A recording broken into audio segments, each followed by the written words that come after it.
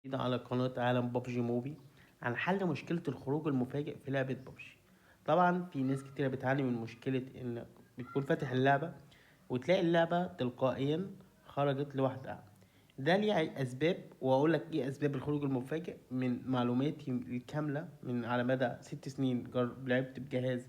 طبعا انا دي اخر سنتين هو اللي كنت بلعب بيهم بايباد، وقدرت اعرف ايه المشكلة دي من ايام ما كنت امسك الموبايل وقدرت احلها.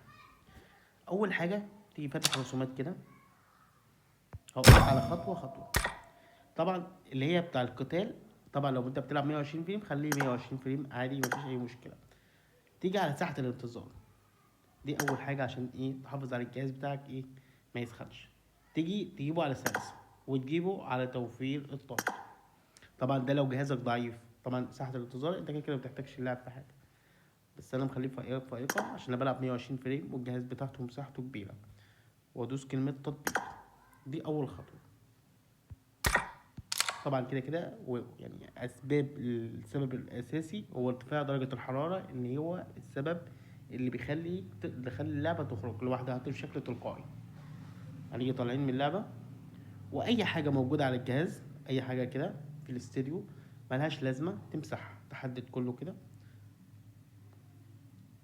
انا بشرح لك بشكل ايه، بشكل عملي، يعني الخطوات اللي هتعملها.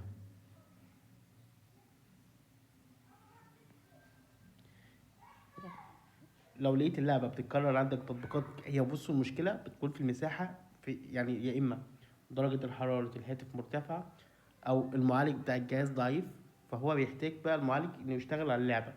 فالحل عشان ما تعانيش من لاج وتلاقي الخروج المفاجئ في اللعبه انك تمسح تطبيقات. انا بقول لك انا جهازي قوي يستحمل التطبيقات دي، انما انت لو جهازك ضعيف، يعني انت عاوز تلعب لعبه ببجي مرتاح وما يكونش عندك لاج وتلاقي اللعبه بتخرج كل شويه، هو كل اللي عليك انك تمسح تطبيقات. ده اللي انا اعرفه وده اللي اتاكدت منه.